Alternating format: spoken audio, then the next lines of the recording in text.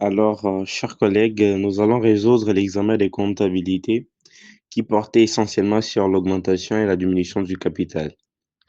Pour résoudre un exercice de comptabilité, il faut commencer d'abord par les calculs préliminaires. Les calculs préliminaires, ça va juste nous permettre de bien connaître la structure logique de l'exercice, de retracer une bonne situation d'un exercice, comprendre sa morphologie. Voilà l'utilité des calculs préliminaires. Commençons d'abord par les capitales sociales. Tout le monde a lu l'exercice. Le capital social est on dit, cette société possède le nombre d'actions 1000 dont la valeur nominale est de 76 chacune. Nous connaissons que pour trouver le capital social, on prend le nombre d'actions fois valeur nominale. On va prendre 1000 actions fois 76, qui donne 76 000 comme capital social. Nombre d'actions 1000 et les capitaux propres, c'est déjà dans les tableaux tels qu'indiqués. Nous avons des capitaux propres négatifs de 503 924, 503 924 000. Voilà. Deuxième étape, comme l'exercice, c'est un exercice qui comprend deux points essentiels. Il y a l'augmentation et la diminution. Commençons d'abord par l'augmentation de l'exercice. Nous avons constaté que les conseils d'administration lors de l'Assemblée générale extraordinaire. Pourquoi l'Assemblée générale extraordinaire? Parce que tous les éléments d'augmentation et de diminution nécessitent l'Assemblée générale extraordinaire. D'accord? Commençons par l'augmentation. On constate qu'il y a une variation de la valeur nominale de combien? De 959 924. Maintenant, si la valeur nominale a varié, alors quelle sera la nouvelle valeur nominale? La nouvelle sera l'ancienne, la variation là, de l'ancienne 959 924, plus donc l'ancienne valeur nominale plus nouvelle valeur nominale. Donc 959 924 plus 76 comme valeur nominale, c'est qu'on avait dit au début là, 76 des valeurs nominales chacune. On additionne, ça donne combien? 960 000. D'accord? Ok. Maintenant, on dit qu'on veut augmenter notre capital. Quels sont ces gens-là qui ont contribué à l'augmentation du capital? Il y a eu deux actionnaires, l'actionnaire 1 et l'actionnaire 2. Il y a les noms tels qu'indiqués dans l'énoncé. Commençons par l'actionnaire 1. On dit que l'actionnaire 1 a apporté 90%, 90% du nombre d'actions. Donc, si on a mis l'action, l'autre 1 a apporté 90%, ça veut dire qu'en termes de chiffres, il a apporté 900 actions. Et c'est qui incombe directement au deuxième d'apporter combien? 100. Prenons, pour trouver le nombre d'actions d'une personne, les capitales par rapport aux actions qu'apporte une personne, on va prendre le nombre d'actions fois la valeur nominale.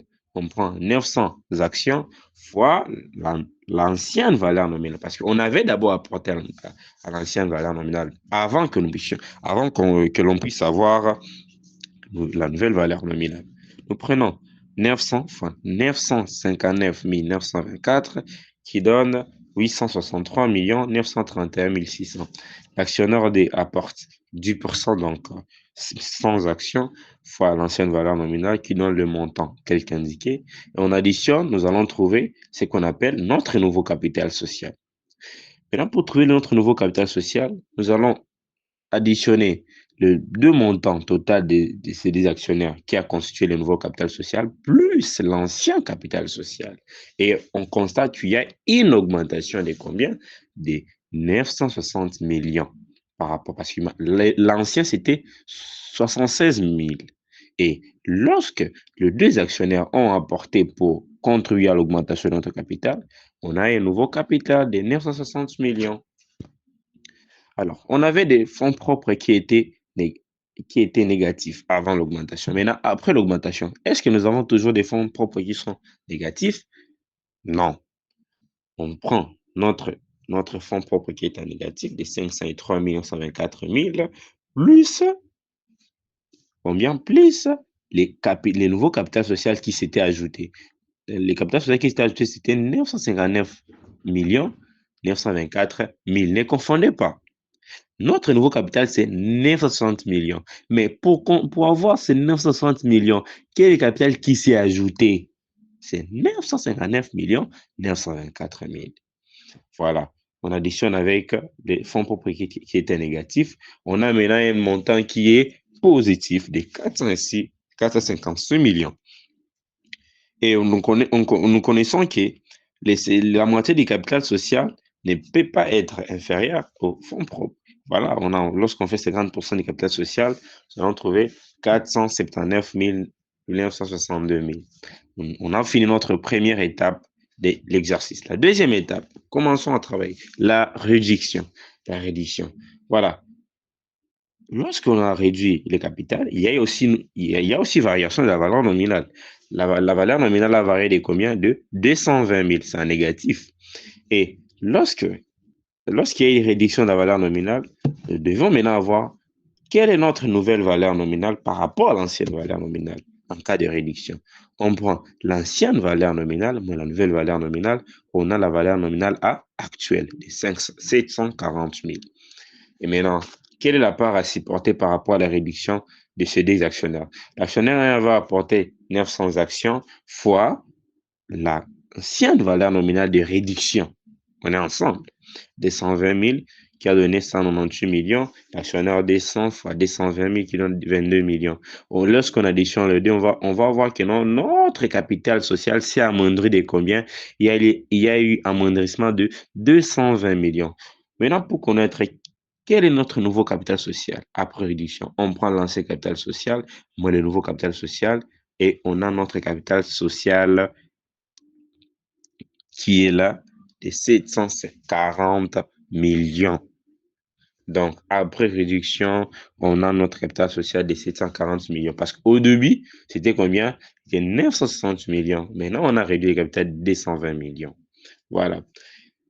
Quels sont les fonds propres après réduction? Les fonds propres après réduction ne changent pas. Ça va toujours rester 456 millions. Comment ça? J'explique.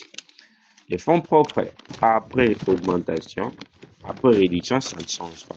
Revenons à notre tableau. Dans notre tableau des bilans initial, on avait comme capital social 740 millions, genre après l'augmentation, après la diminution, pardon, notre capital social est de 740 millions. Les reports en nouveau dans les tableaux initiales, c'est un négatif de 368 millions. Si on additionnait par rapport à la diminution du capital social de 220 millions, on va rester avec un montant négatif de 148 millions. Les résultats nets est un négatif de 52 millions. Les provisions réglementées sont aussi un négatif de sont positives de 116 millions.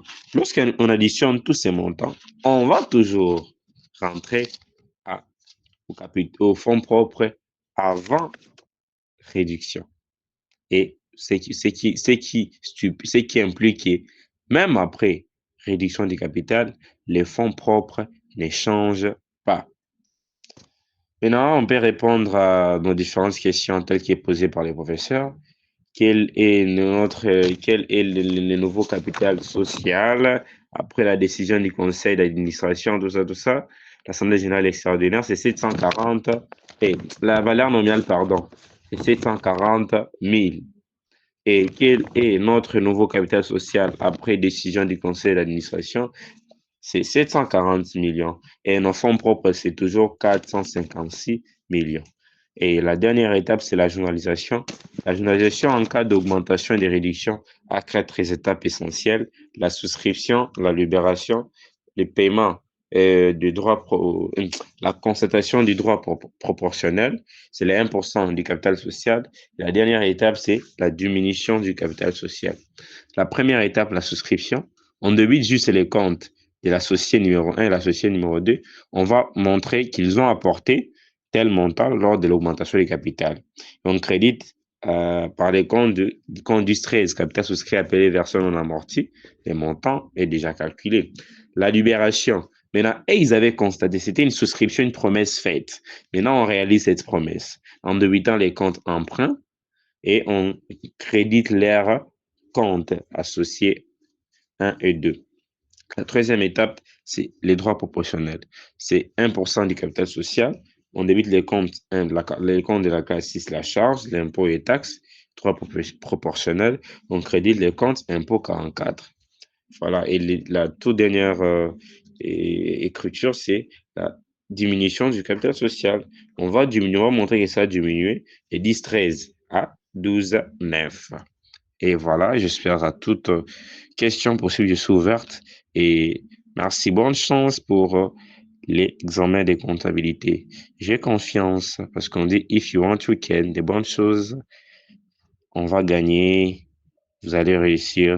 Ne vous inquiétez pas. Surtout, soyez disciplinés et travaillez. Les jours-là, soyez concentrés. Et allez, dernier virage qui dit battez.